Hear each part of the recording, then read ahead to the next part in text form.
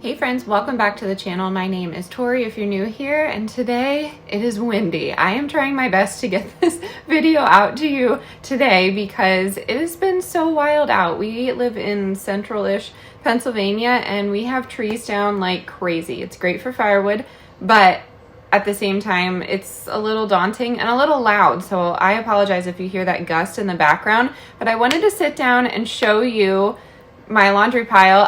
No, I wanted to show you some of my favorite things that we have been picking up for years when it comes to my prepper pantry. If I don't have a plan and I know I want to stock up on a few items, this is my list and my go-tos, and that's exactly what I did this week. So if you're new here, hi, hello, my name is Tori. I am a wife, mom to 4. We stay at home and we do preparedness on a budget. We're trying this backyard homestead thing.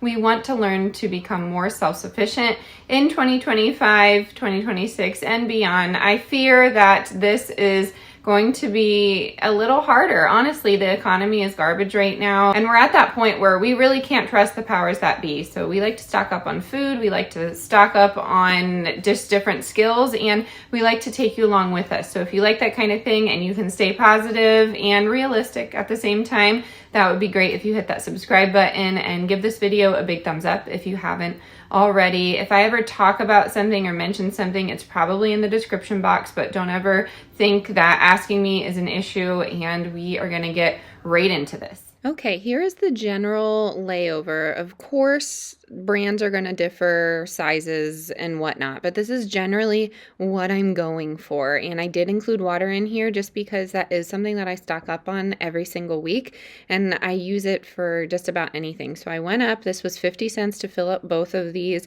This is how I travel with them. So I go up to my natural spring from findaspring.com. I have a few in my area.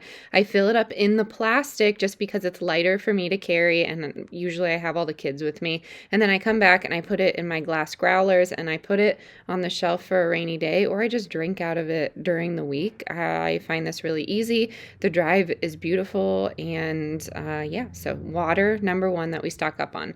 Number two that I stock up on is going to be a ready-made meal that I can put in a bug out bag. So usually it's a can of soup. I like the Pacific Foods chicken noodle soup. Well, not specifically chicken noodle soup. It really depends what I can get on sale. Sometimes these cans of soup are $5. It's decent ingredients, and that's why they're so expensive. But if I find them, I usually can find them at Sharp Shopper for $1. So I go ahead and grab them. And then number 2 on my list, I try and buy 4 or 5 canned items of something. It could be beans, it could be veggies, but really we're buying beans. I like lentils because they pack a punch when it comes to nutrients, but so do garbanzo beans. 6 grams of protein for the garbanzo beans, same calories, and you can also make these into different items. So yes, you can do a bug out bag with these. That is the bag that you take and run with you, but I just like having flavor. And then honey. I personally did not stock up on this week, but my mother-in-law brings this to me whenever I request it. She's super sweet like that, but I enjoy having honey on the shelf just because it stores indefinitely and you can do so many different things with it. I make a lot of medicinals with honey. That way I can get it to my kids a little easier. So honey is incredible for you. I encourage you to look into the medicinal benefits of honey and how it helps you if you're buying it locally. And then I just buy some sort of protein, usually a can or a packet like this. So it could be canned tuna, canned beef. We like the Keystone brand.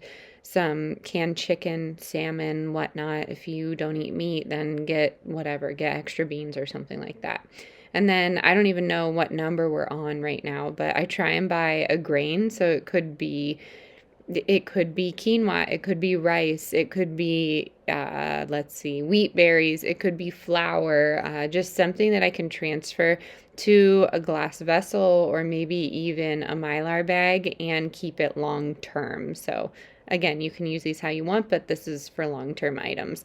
And then I do get some sort of sweetener, like a cane sugar or honey. So just because that honey was brought to me, I had money in my budget. So I went and got some cane sugar. There's so much that you can do with cane sugar. I use it a lot for canning.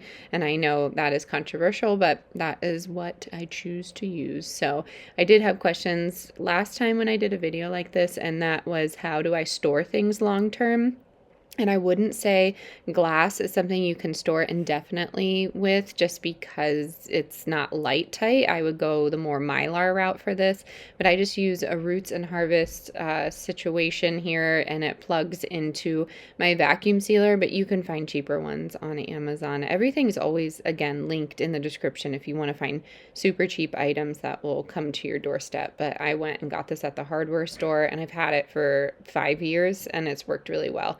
And then the NutriChef. So if you're storing rice, you're good to go with putting an oxygen absorber in there. If you're storing sugar, however, you cannot put an oxygen absorber with that. I forget the specific reason, but just don't do it and you'll be good. So this is the setup. Again, if you have any questions about that, let me know. And if you are new here, I showed this on my other channel, so that's left in the description. We do more lifestyle, me trying to get my life together kind of situations. But this room is not completed, but it's livable. Everything's unpacked in here. If, again, you're new here, you'll have to go back. We moved across the country and whatnot, but things are looking pretty awesome in here. I'm loving it. All these pictures need to be hung up. We have fireplace, TV stand. We might get a TV there. We might just get a record player, to be honest with you.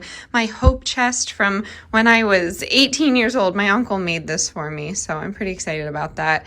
This TV on a stick, it's always linked in my description box. It comes in handy. It was sent from a company though. So anyways, this is my little, I guess, health pantry, my herbal apothecary. So we moved this and it's definitely more accessible, and it did give me an opportunity to go through a lot of my tinctures, and I do need to strain some of these, but it will be very helpful for the winter season if we need any of it. And I figured I'd show this because I did stock up on a few things.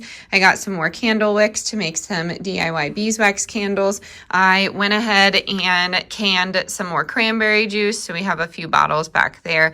But that's there. You just water bath can it. It's super simple. Add some acidity like lemon juice and honey and go from there. And then I have rings. I have an extra crock pot over here and then an extra roaster and then one of these pans. And I don't think I got anything new, but if I did, I put it directly into Mylar. Oh, that's just my mullein from last year. But yeah, a lot of my seeds are there. I did get a question about that the other day. Those seeds, those non-GMO heirloom seeds that I use are always linked in my description box. They're amazing, and it comes with the book on what to use. So if you're ever curious about where I'm getting any of this knowledge, it's in that book and the Northeast Medicinals, basically wildcrafting book. So that's what's happening with this. Again, I think it looks awesome. Nice little sitting area, and it's extra cozy in here. I use the store every day to get out to the chickens, so it was kind of bothering me that I couldn't utilize this area. But here's my update. We are ending up getting, we're going to get a new wood stove. It's actually coming. It takes a week to come in. We realized there's a mod, like a special modification on the bottom of our stove here, and it's that pipe that leads out, and it's just so we can safely burn without it sucking all the oxygen out of the room, basically. So we're getting a new one. I believe we got a... couldn't tell you, actually. So I forget. But the one thing that was important to me was that I could cook on top of it. So cook a stew on here, do a pot of boiling water, something like that. Most wood stoves you can, but there are some that you cannot do that with. So I'm excited to get that put in, and I'm excited to utilize all of our wood out here that's going to be coming in. As you can see, we have some trees down, so my husband's just been really working on getting those chopped and getting them good to go. I grew up with a wood stove. He grew up with a wood stove, and the smell is just nostalgic. So we were really excited when we found a house that had a wood stove. Unfortunately, it didn't work, but yeah, all that to say, things are coming along. I don't do many life updates on here, so if you are ever curious, definitely head over to the other channel. We would love to have you over there. You don't have to watch commercials over there because I'm not yet monetized, but we have a good time, and you can get to learn a little bit more about me. So I'm going to close it out here, but I wanted to show you the updates in this area. Alrighty, my friends, that is going to do it for today's video. I hope you enjoyed this prepper pantry stock up. Always remember to keep things positive, try and keep things realistic, and really prep the things that your family is going to use. And if you can't prepare something in a food or water way like we always talk about, try and learn a new skill. There are so many ways out there for you to learn a skill and maintain it, and I encourage every single person to try, instead of scrolling or even instead of watching my videos, go ahead and learn something new. We are sliding a bit on my tripod, so that's my cue to head out. If you haven't already, I would love it if you hit the subscribe button. As always, stay adventurous, stay creative. Bye, y'all.